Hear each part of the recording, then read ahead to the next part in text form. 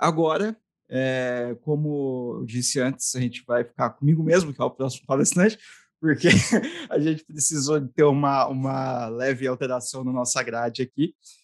Vocês vão dar uma quebra um pouco aí de paradigma, a gente vai parar um pouco de falar de segurança, eu vou entrar para falar um pouco de ambientes dinâmicos, porque eu não tinha nenhuma outra toque de segurança para colocar no lugar aqui, e a outra toque que eu tinha ia ser lá para frente, lá a gente ia ter que reorganizar a grade inteira.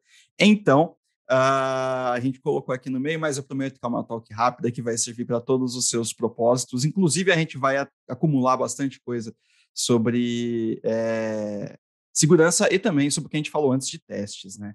Então, eu vou compartilhar aqui, vou trocar as telas, vou remover aqui, começar a compartilhar minha tela. E aí vocês devem estar enxergando minha tela aqui logo mais, certo? Deixa eu só colocar esse carinha aqui pra cá, pra eu saber se tá acontecendo alguma coisa ou não, né? Bom, infelizmente aqui essa talk, a demo dessa talk, ela não é uma demo ao vivo, ela é uma demo gravada, mas a gente vai falar um pouco sobre ambientes dinâmicos usando Helm e Kubernetes, então a gente vai um pouco mais para frente da ideia só do Docker, né? A gente vai começar a trabalhar um pouco mais com Helm e com Kubernetes também. Essa é uma talk para quem já conhece Docker, mas também não conhece o Kubernetes, tá? Então, como eu me apresentei no início, meu nome é Lucas, eu trabalho na Microsoft, sou Cloud Advocate por lá. Quem quiser entrar em contato comigo em qualquer rede social, o nome da rede social .lsantos.dev. E se você tiver com preguiça de lembrar as redes sociais, então é info.lsantos.dev, lá também tem todas as minhas redes sociais. Inclusive meu blog, onde eu coloco bastante coisa de Docker lá também. Docker, Kubernetes, etc, etc, etc. Legal? Bom, para a gente começar rapidinho, hoje a gente trabalha sempre com time de desenvolvimento, certo? Então, toda a empresa tem um time de desenvolvimento dividido e cada parte da empresa faz uma parte e dividindo o produto em squads ou então por features e tudo mais, certo? O ideal, né, então, é que a gente, imaginando esse cenário, a gente tem um time que envia um código aí para um repositório, né, geralmente Git, a gente roda uns testes em cima desse repositório e aí no final a gente tem o ambiente de staging, um artefato de staging que geralmente é enviado aí que é o artefato que a gente acaba enviando para a produção, né? No final, quando ele está testado e tudo mais. Legal? E a gente tem um time de QA, geralmente, que faz o teste desse ambiente de stage, né? E aí, quando eu trabalhava em uma outra empresa, a gente teve o mesmo problema que eu vou ter aqui, foi o motivo pelo qual que eu quis apresentar essa talk para vocês, tá? Primeiramente, se a gente tem agora dois times de desenvolvimento completamente diferentes, tá? Mas os dois estão trabalhando em códigos relacionados, ou então eles estão trabalhando na mesma aplicação, enquanto o primeiro time começa a testar, eles estão puxando para o mesmo repositório, certo? Então, o time amarelo está puxando para o repositório aqui normal e ele está criando um ambiente de teste normalmente. Aí o segundo time aqui, ele está testando, né? O primeiro time está testando esse repositório. O segundo time, ele, na verdade, está puxando o código azul aqui, que mexe exatamente no mesmo ambiente que ele está testando, tá? Isso substitui o código e substitui o ambiente que a gente tinha. E esse era o grande problema, porque um time começava a testar o código do outro time. E aí a gente não conseguia entender como essas coisas funcionavam, porque sempre que a gente começava a fazer um código, outro time também começava a fazer o código, e a gente sempre ia entrando nessa bola de neve, onde um time testava o código do outro, e aí nada funcionava, um dava um push em cima, outro dava o push também, aí, não, mas o que está acontecendo aqui? Está dando errado, vamos testar de novo, aí sobrescrevi o push, aí ficava uma zona. Então, a ideia é que a gente não tenha isso. Então, qual que é o mundo ideal, né? Vocês ouvem no fundo das suas cabeças a musiquinha do Aladdin tocando agora. O mundo ideal, ele é quando a gente tem, por exemplo, 3 times de desenvolvimento, para ficar mais difícil. Aí, cada um desses times de desenvolvimento, ele vai ter um código enviado para o mesmo repositório, porém, o repositório vai rodar os testes automatizados e esses testes vão gerar 3 artefatos diferentes. Eles vão gerar um artefato para cada time, tá? Isso não é muito comum hoje a gente fazer, principalmente porque é um pouquinho complicado. Não é um trabalho muito fácil, não é algo muito simples de fazer assim logo de cara quando você começa um projeto, alguma coisa desse tipo, tá? O ideal é quando você... geralmente isso acontece quando você está muito lá na frente do projeto, alguma coisa desse tipo, e você está só aturando os erros que acontecem desde então, né? Então, como é que a gente faz para isso se tornar uma realidade de uma forma muito mais simples? e muito fácil de elaborar, tá? Com Helm ou com Kubernetes, tá? Eu não sei se todo mundo conhece o Helm ou o Kubernetes, eu vou dar um overview geral aqui para meio que nivelar todo mundo no mesmo lugar. Mas o Kubernetes, ele usa arquivos declarativos, ele é um orquestrador de containers, tá? Então ele orquestra todos esses containers, ele foi criado aí pela Google por volta dos anos 2000, mas ele foi feito open source aí por volta de 2015, e hoje ele é gerenciado pela CNCF, tá? Então ele controla, escala e gerencia versões de aplicações, ferramentas, geralmente tudo baseado em containers, tá? Tudo isso baseado em containers. Ele é baseado em clusters, então você roda isso tudo em clusters. E ele usa um paradigma declarativo, que é bem diferente na época que ele surgiu, né? É bastante diferente do que a gente tinha antes, que era um paradigma bem imperativo. Você dizia o que você queria, e isso era criado lá na hora. Depois de ter surgido esse paradigma declarativo, a gente conseguiu ter o conceito um pouco mais definido de infraestrutura como código, né? Você poder versionar o que você quer, porque você somente diz o que você quer e o Kubernetes se vira para criar esses ambientes, tá?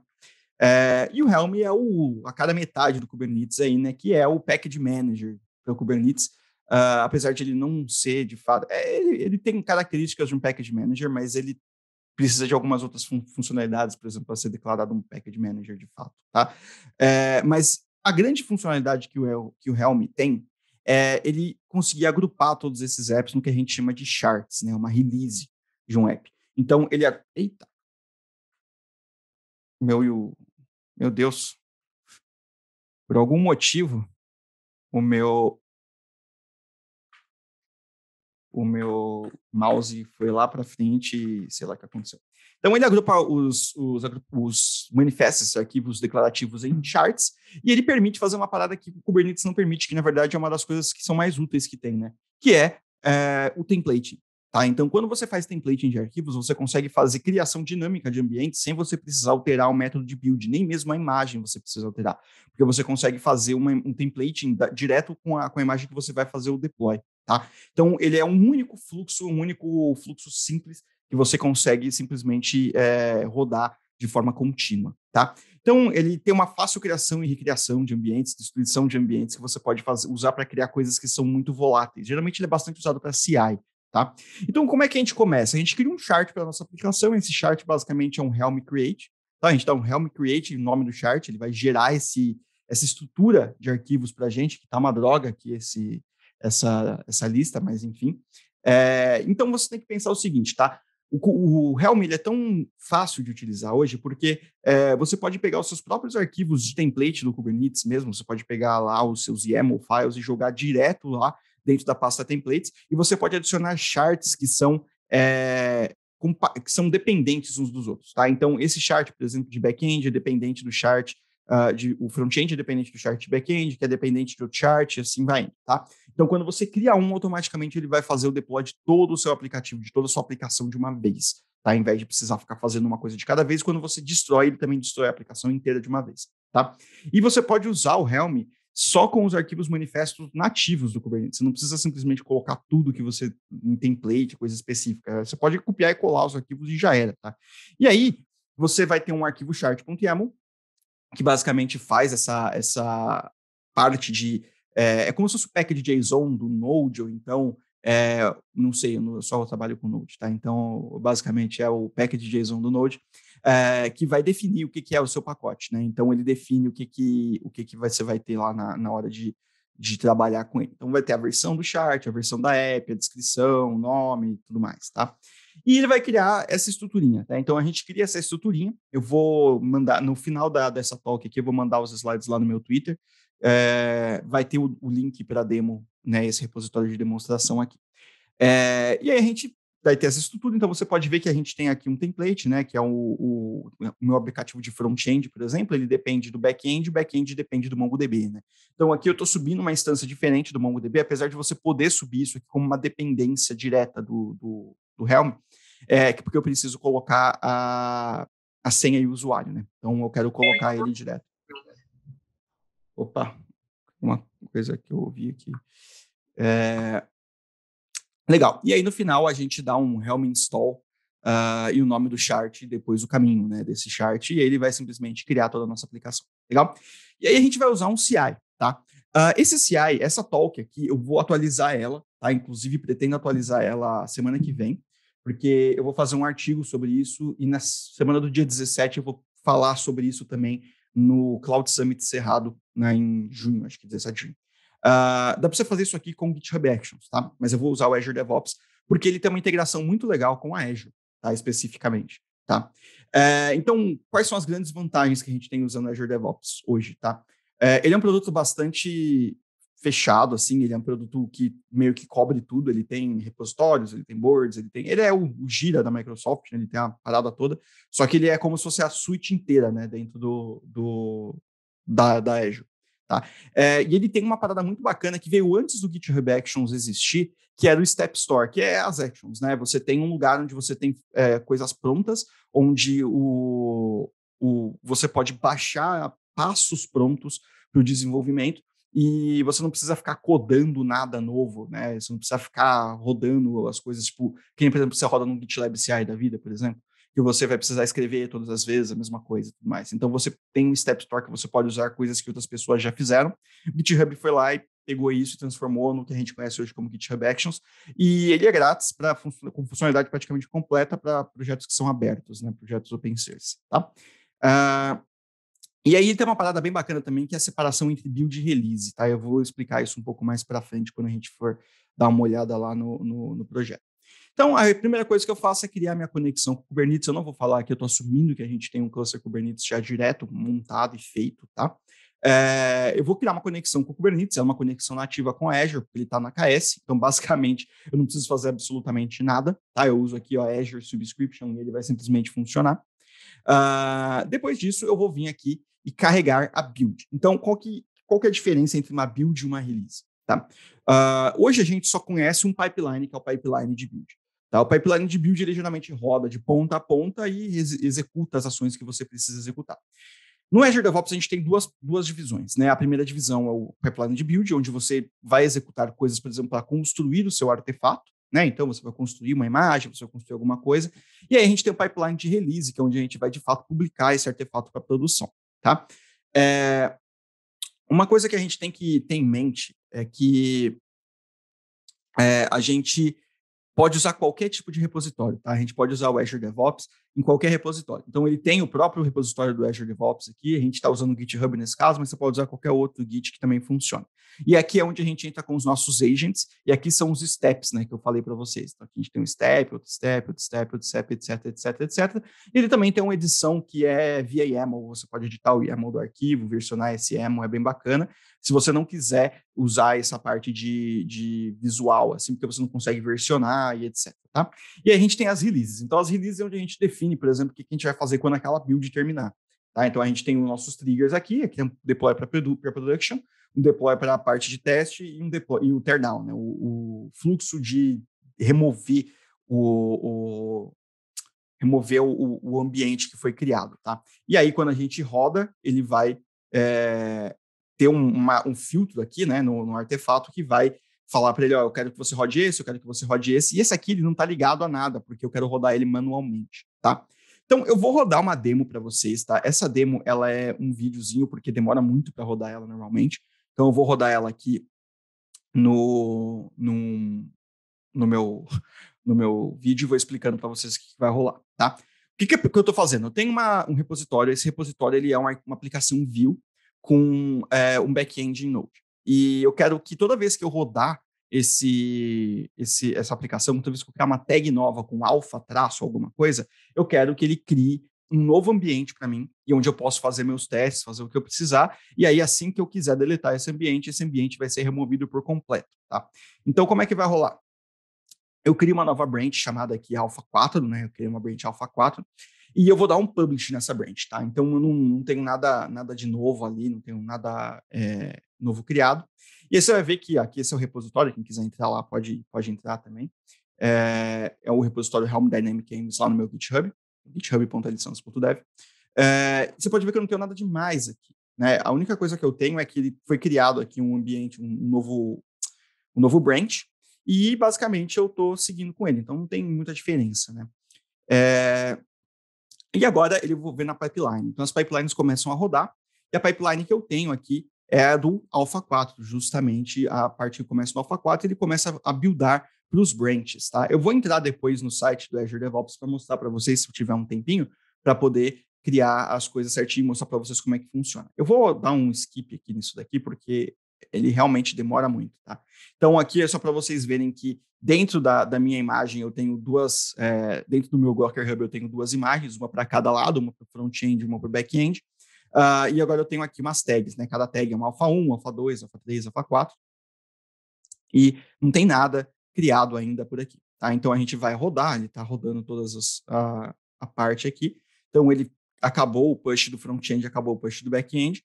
Você vai ver que quando eu der um F5 nessa imagem, que eu estou pausado, obviamente não vai dar F5 se a gente ficar esperando aqui o tempo inteiro, ele vai aparecer um alfa 4 aqui dentro, tá? E uma vez que eu tenho um branch alfa 4 criado com uma tag alfa 4 criado no meu Docker Hub, então o que eu estou fazendo? Estou buildando uma imagem com essa tag, tá? Ele vai começar a rodar o build ele vai começar a rodar as releases. Então, deixa eu ir um pouquinho mais para frente. Então, estamos aqui com a release 14, né? A nossa release nova, e ele está rodando aqui para o ambiente de teste, porque é um ambiente alfa, tá? E aí você vai ver que agora eu começo a fazer o deploy disso daqui. Então, quando eu listar as minhas releases que tem no Helm, eu não tenho nada, eu só tenho um aplicativo de produção rodando, tá? Quando eu listar ela de novo com o Alpha 4, você pode ver que agora eu tenho todos os ambientes, porque ele acabou de fazer o deploy aqui, tá? Então, ó, se eu vim aqui e rodar o ambiente Alpha 4, você vai ver que eu tenho o deploy, os containers estão sendo criados. Então, está tudo certo aqui, o ambiente já foi deployado no geral, então eu tenho 2 ingressos que estão apontando para o meu cluster da Azure, e aí eu tenho o HTTP Application Routing, que faz essa parte para mim aqui, ó, que é criar todo o DNS que eu tenho na hora de fazer onde eu vou poder acessar a aplicação, né? E aí eu posso acessar, eu até coloco aqui um Alpha 4 na frente, só para a gente poder ter certeza, e a gente já tem um ambiente completamente novo. Você pode ver que a URL é demo Alpha 4. Quando a gente faz uma request, a gente está mandando essa request para o Alpha 4, na verdade.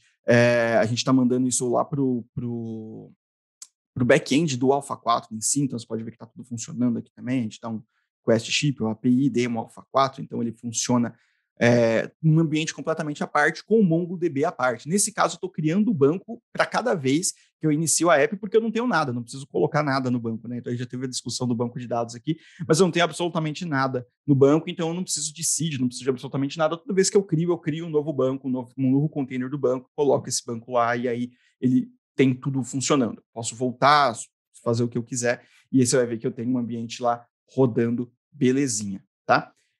E aí eu mexo um pouco aqui no ambiente, e aí o que eu posso fazer? Depois que eu testei, eu venho aqui e dou um teardown, tá? E o teardown, basicamente, ele vai destruir esse ambiente rodando um comando só, que é o Helm delete release. Então ele vai simplesmente matar esse ambiente, não vai ter mais esse ambiente criado ali para mim. E aí esse ambiente aqui, ó, você pode ver que depois que ele terminar, então, está finalizado. Quando eu der um F5 na página, ó, você pode ver que é um Helm delete. Quando eu der um F5 na página, ele já não vai mais rodar, tá? Ele vai simplesmente dar um back-end 404, tá? Isso por quê? Porque não existe mais o ambiente simplesmente morreu, tá? Bom, antes de eu ir para o DevOps, a gente tem uns 5, 10 minutos ainda para explicar, eu vou dar uns padrões de uso que a gente costumou usar nessa empresa que eu trabalhei, que eram basicamente o seguinte: a gente pode criar o ambiente ou por teste, por branch, né? Então, toda vez que a gente cria uma nova branch, a gente vai lá e roda um teste, roda a criação manual do ambiente, tá? Isso é quando a gente tem, por exemplo, a gente sabe que, por exemplo, uma branch é criado de vez em quando, não é criado sempre, então a gente vai lá e roda esse teste manualmente, o melhor modelo é o manual mesmo. A gente tem um ambiente de teste automático, que toda vez que a gente cria um merge numa branch de release, por exemplo, a gente vai lá e publica um ambiente de teste novo, que nem eu fiz agora, né? Então, nesse caso, o melhor é o automático, tá? A gente tinha, né, também release candidates, que a gente podia fazer essa criação via uma outra tag chamada RC, que é basicamente a mesma coisa, só muda a tag. Não sei porquê, mas ele está passando muito, assim, a minha coisa. A gente também tem um ambiente de teste toda vez que a gente dá uma nova versão numa tag, por exemplo, tá? Então, essa é a melhora automática. A gente tem um modelo híbrido da coisa toda, que é basicamente a gente misturar um pouco dos dois. No nosso caso, né, naquela época, a gente usava um ambiente por branch. Então, a gente tinha toda vez que a gente dava um merge na release, a gente rodava um teste, né, criava um ambiente dinâmico de staging, que a gente fazia um deploy para staging, ponto alguma coisa, e a gente tinha as tags RC que geravam esses ambientes alfa, né, que a gente chamava. Tá? Então, basicamente, era por tag, né? Não era por branch, e uma que era por branch manual, e aí, se a gente quisesse, a gente tinha um rolê também para poder fazer todo o ambiente de forma manual. A gente clicava um botão lá, ele criava todo o ambiente de forma manual. E aí, algumas coisas que a gente passou também, né? Então, tão importante quanto criar um ambiente é destruir esse ambiente, tá?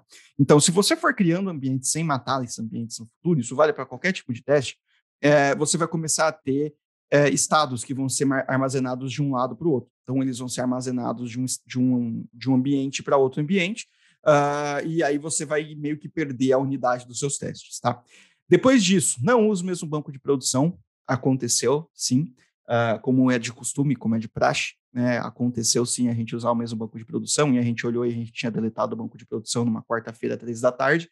Não é legal. Nem todas essas features que a gente fazia precisavam de um ambiente de teste, então a gente não precisava ativar isso tudo para ambientes de teste, tá? Até porque essa pipeline demora um pouco para rodar, como eu mostrei para vocês. No GitHub Actions é um pouco mais rápido, mas ele demora, então não precisa de todas as features ter um ambiente de teste desse tipo, você pode simplesmente fazer ela só em ambientes importantes, tá? Você pode fazer com que essa criação e destruição seja manual nesse caso, então você cria uma feature e força a criação do ambiente, destrói o ambiente manualmente depois.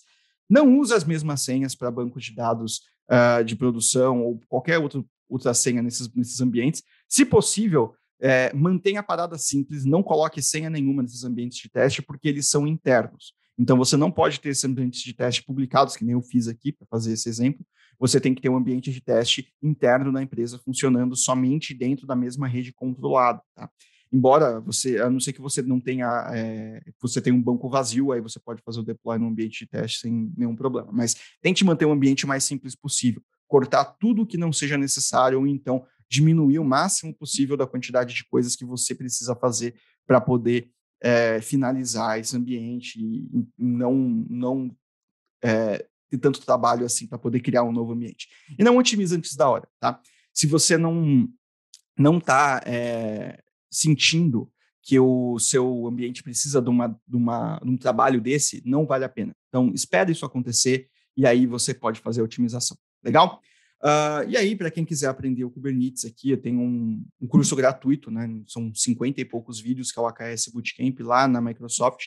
Então, pode dar uma olhada aqui, é aka.ms/AKS Bootcamp, são 56 vídeos, se eu não me engano, falando sobre o básico de Kubernetes, o básico de Docker também, para quem está começando agora. Então, quem está aqui na DockerCon assistindo a gente hoje e está começando com Docker e Kubernetes agora, tá aí uma ótima opção para vocês poderem aprender um pouco mais também. Legal? Então, essas aqui são as referências dessa live. Então, grande parte deles são os workshops, são os links do Helm, dos DevSpaces, etc, etc, etc. Tá? Então, são algumas referências que eu usei para montar. E aqui também tem algumas referências sobre aprendizado do Kubernetes, legal? E aqui são os sites oficiais, né? São os sites do Helm, do Kubernetes. Esse aqui é o site da Azure, tá? Que eu vou entrar aqui para mostrar para vocês. E esse aqui é o repositório que eu vou mostrar para vocês aqui também. E aqui são os tutoriais do Helm, legal? Então, nessa palestra era isso. Então, quem quiser entrar, falar comigo aqui no info.lsantos.dev. Se não, aqui eu vou continuar um pouquinho, vou ligar aqui para um pouco mais para frente, para a gente poder ver como é que está esse ambiente, tá? É que eu acho que eu não vou ter o ambiente criado aqui, eu vou ter que fazer um sign-in. Vamos lá.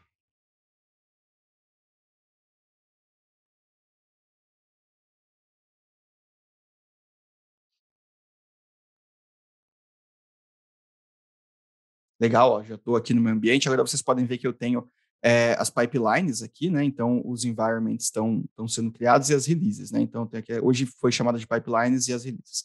Quando eu venho aqui no meu pipeline, você vai ver que eu tenho uma única pipeline, que é o Dynamic Environment Build. Eu quero editar essa pipeline aqui. Deixa eu dar um zoom, né? Um pouquinho aqui para ficar bacana. Agora que a gente tem aqui dentro, a ideia é a seguinte, eu estou rodando isso aqui no Ubuntu, e eu tenho o meu agent, que é o mesmo ali da pipeline, basicamente eu estou só falando que isso aqui ele tem que ter isso é a parte ruim do DevOps, que ele não tem um filtro muito bacana, então você não consegue filtrar sem ter esse monte de coisa que você tem que colocar aqui dentro. Mas, basicamente, se o source branch, né, se o branch de entrada começar com ref tags, isso significa que é uma tag. Então, eu posso publicar isso em produção numa boa, porque é uma tag. Tá? E aí ele vai rodar tudo isso daqui. Então, basicamente, ele vai buildar o front-end, né? Então, aqui eu já tenho uns build args lá que o Sebastian até usou também para fazer a build da imagem, tá? Que vai passar basicamente o back-end URL, o título, essas coisas assim. Eu faço o push e faço a mesma coisa para o back-end, tá? Então, essa é exatamente a mesma coisa que eu estou rodando. E aí, quando eu vou rodar para os branches, eu quero só que ele comece com um branch que seja alfa traço alguma coisa, tá? Então, se o source branch for alfa traço alguma coisa, tá valendo, faço os mesmos processos. E aí, no final, eu tenho eu copio os arquivos do Helm, né? Esses arquivos YAML do Helm, para dentro de uma pasta, e zipo essa pasta e mando para a próxima parte, que é a nossa release, tá? E aí, a nossa release desse ambiente especificamente é que a gente vai rodar ela em produção a partir de um filtro que está setado aqui. Ó. Então, depois que rodar, né, ele receber a build, eu tenho um filtrozinho falando que o branch ele precisa ser refs, tags e começar com V e qualquer coisa. Tá? E aí eu vou rodar isso aqui para produção. Se eu rodar para qualquer outra coisa, eu quero que ele não seja nem tags, nem master, nem release. Então, para todos os outros branches, ele vai rodar esse carinha aqui. Tá? E como é que funciona isso daqui? Basicamente é a mesma coisa que a gente estava fazendo lá no agente, só que aqui a gente não tem a parte de if, né, de variável. Então a gente instala o Helm, isso aqui é o Helm 2, tá? Então a gente dá hoje já tem o Helm 3, não precisaria do Helm Init. A gente dá um Helm Upgrade para fazer um install da imagem. Legal?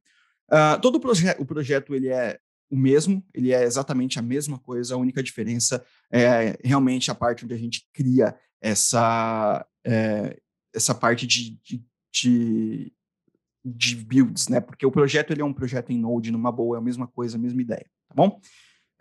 Bom, gente, então, na lata aqui, 4h30, vou trazer o Gomex de volta aqui, para a gente poder... É muito bom que quando você é o palestrante também, é o host, porque a gente consegue controlar tudo aqui, a sala e tal. Mas é isso aí, e é isso, gente. Alguma dúvida aí?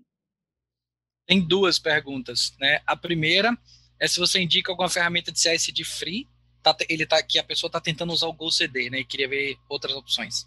A galera até comentou alguma aí, mas se você quiser falar um pouquinho também sobre isso.